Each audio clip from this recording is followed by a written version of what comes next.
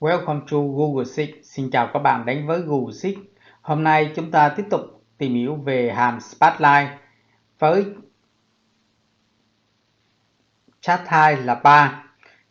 Thì trong cái video trước từ 035 đến 036 tôi đã hướng dẫn các bạn sử dụng hàm Spotlight với chat type là column và line. Thì hôm nay chúng ta tìm hiểu về chat type là 3.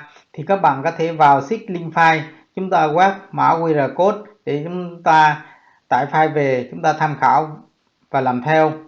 Thì trong cái Spotlight, hàm Spotlight thì chat type là 3, nó cũng vẫn tương tự như là chat type là column và line, thì nó cũng gồm hai đấu số, đó là data và option.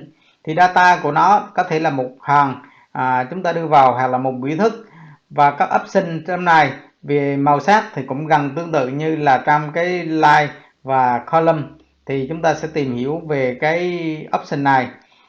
Thì cái chat type, ví dụ như ở đây chúng ta có Spotlight về doanh số các nam của Facebook, Apple, Google, Tesla và Microsoft. Thì chúng ta muốn biết cái tỷ trọng tăng trưởng của doanh số qua các năm thì chúng ta sẽ làm như thế nào. Thì ở đây chúng ta để biểu đồ này chúng ta để có option mặc định đó là trong cái chat type này nó là 3, thì có thông số khác chúng ta không có thì chúng ta để mặc định thì nó sẽ biểu thị như thế này. Và chúng ta thấy ở đây là trong cái này thì có mức năm 2015 và 2018, một cái là âm 10 và cái dương 10. Nhưng mà nếu chúng ta để là chat type là chúng ta để mặc định như vậy thì nó sẽ hiển thị số năm 2018 này là âm là thành dương. Chúng ta như vậy thì chúng ta tham khảo qua cái hàm Spotlight. Trong cái các thông số trong cái hàm Spotlight thì nếu về cơ bản mặc định của chúng ta thì chúng ta có option của nó gồm các thông số sau, đó là chat type của nó là chúng ta ngăn cách phải dấu phải, và đó là 3. Thì chúng ta ở đây chúng ta trong cái option của chúng ta, nếu chúng ta thêm cái option khác thì chúng ta cũng phải có là cái mặc định của nó là cái dấu nháy ở hai đầu. Thì chúng ta chú ý là như vậy. Thì ở đây chúng ta là thêm cái option nữa, đó là cái math thì đấu số của nó đó là một giá trị hoặc là một biểu thức. Chúng ta ví dụ như ở đây chúng ta tính math của nó là có số giá trị từ A3 đến A9, thì chúng ta lấy sum của A3 đến A9 và chúng ta lấy math của nó. Thì nếu chúng ta muốn tính cái giá trị của hàng A3 này là số 12, giá trị 12, thì so sánh với math của cái hàng A3 đến A9 này thì chúng ta để math của A3 đến A9, chúng ta sẽ thấy là giá trị là nó sẽ tương ứng là như vậy. 12 math là của nó là 29 thì số 12 nó sẽ chiếm từng này. Thì đây là chúng ta sẽ math là 30, thì chúng ta chú ý. Và trong cái này nếu chúng ta để mà không có các thông số sau thì chúng ta sẽ thấy là chỉ có hai cái thông số, đó là chat type là 3 và math là 30. Thì nếu nó là giá trị test thì nó sẽ hiển thị về NA, và nếu là giá trị trống thì nó cũng sẽ hiển thị là NA, là chúng ta là như vậy. Thì thứ hai đó là so sánh hai giá trị với giá trị tối đa. Ở đây là chúng ta so sánh giá trị tối đa của nó. Thì chúng ta thấy so sánh giá trị tối đa thì giá trị tối đa nó xem như là tổng của hai giá trị này. Thì nếu chúng ta muốn tính so sánh tổng thì math ở đây chúng ta thay math của bằng sum của A16 đến B16. Thì nếu lấy giá trị tổng thì nó sẽ bằng tổng sum của này. Thì mỗi phần, ví dụ như đây phần màu cam là giá trị nó là 5, và phần màu xanh của nó là giá trị 17. Thì chúng ta thấy tổng giá trị của nó là xem một ô này giống như là 1, thì nó sẽ mỗi phần nó sẽ chiếm lên từng này. Thì đó là so sánh với hai giá trị với giá trị tối đa. Thì ở đây chúng ta so sánh hai giá trị là phần trăm trên cùng một biểu đồ thì như thế nào. Thì về phần trăm thì chúng ta thấy là giá trị 1, ví dụ ở đây là 23%, thì nó sẽ chiếm là 0,3, và giá trị 100% tức là 1, thì ở đây tôi để math là 1. Thì ở đây 23% tức là 0,23, và giá trị 2 là 77%, thì tức chiếm là 0,77. Thì như vậy tổng của nó là 1. Đó. Thì chúng ta thấy là math của nó là 1. Thì mỗi phần màu cam này thì nó sẽ chiếm là 60%, và giá trị 2 này là 40% là màu xanh. Thì ở đây là chúng ta sẽ xem là match là sum của cái hai giá trị này, thì chúng ta cũng tương tự như ở trên thì chúng ta đã so sánh. Ở đây tôi đã nói về sum.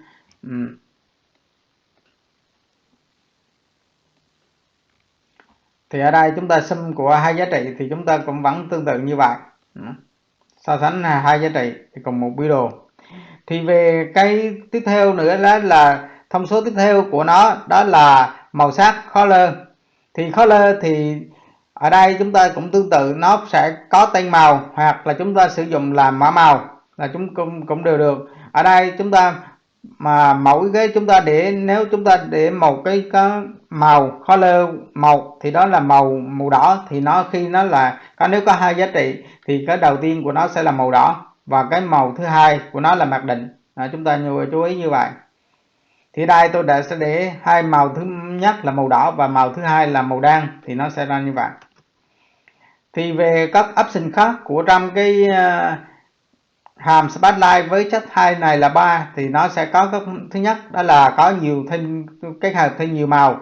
Chúng ta có thể kết hợp vừa tên màu hoặc là mã màu, chúng ta đều được.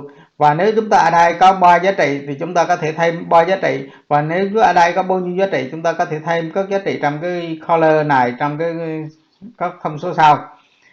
Thì tiếp theo nữa đó là cái empty. Nếu giá trị mà là trống thì chúng ta nó trả về, nếu empty nó là zero thì giá trị trống nó sẽ trả về là không. Thì giống như cái hàm Spotlight với chất thai là line hoặc là column thì cũng tương tự như vậy. Ở đây nếu empty là nó sẽ bỏ qua, thì chúng ta sẽ thấy là khi nó là trống thì nó sẽ loại bỏ. Và đây là none. Thông số là none thì nó sẽ convert. None tức là not a number, nếu nó là không phải số. Ở đây là test thì nó là, nếu nó là test thì nó sẽ nếu convert được thì nó sẽ convert, còn không nó sẽ là bỏ trống. Thì ở đây là convert thì nếu nó không convert được thì nó cũng bỏ trống. Thì ở đây là nếu nó none nó là inot thì nó khi nó sẽ là không phải là số thì nó sẽ là bỏ qua. Thì chúng ta thấy ở đây nó khi nó là không phải là số thì nó sẽ bỏ qua. Và right to left, rồi đây là right to left là khi nó là mặc định nó sẽ là left to right, nó từ bên trái sang bên phải. Và nếu chúng ta để thông số đây là right to left và true, thông số là true thì nó sẽ là từ bên phải qua bên trái. Và nếu là for thì nó sẽ từ bên trái qua bên phải. Thì như vậy.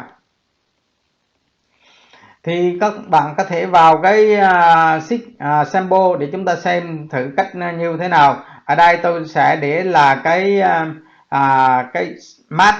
Chúng ta không để match thì chúng ta phải thấy nó một mà định nó sẽ trả về là có 4 doanh số của các nam, đó là có 4 ô có 4 màu. Thì nếu chúng ta để như vậy thì ở đây chúng ta thấy là chúng ta để mặc định thì nó khi nó là không phải là số, nó là một test thì nó sẽ là bỏ qua. Và số âm nó sẽ xem là số dương. Chúng ta chú ý là sẽ xem số dương. Ở đây nếu chúng ta xem không bỏ mắt thì chúng ta thấy là các ô này có 4 nam, thì giá trị của các ô là 4 ô thì nó sẽ có để trả về màu của các ô. Và nó xem cái giá trị âm này là giá trị dương. Còn ví dụ như chúng ta để mát vào, ở đây tôi sẽ thêm mát.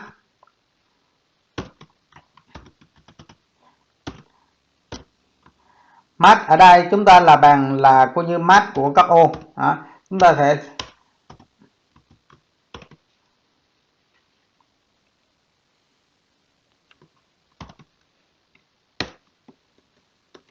đó, chúng ta thấy xem là mát của ô thì nó sẽ trả về như vậy. Nếu chúng ta ở đây chúng ta bằng sum của các thì chúng ta thấy nó sẽ trả về như thế nào. Đó, nó sẽ khi mà giá trị âm ở trong này, nếu chúng ta để thêm mát vào thì khi nó giá trị âm thì nó sẽ loại bỏ, tại vì khi tính tổng trong cái này thì nó sẽ lớn, nó giá trị này nó quá nhỏ, nó sẽ loại bỏ đi. Và nó chỉ có 3 màu. Chúng ta thấy và cái màu thứ tư này nó không có thì nó sẽ bỏ trống. Chúng ta chú ý là như vậy.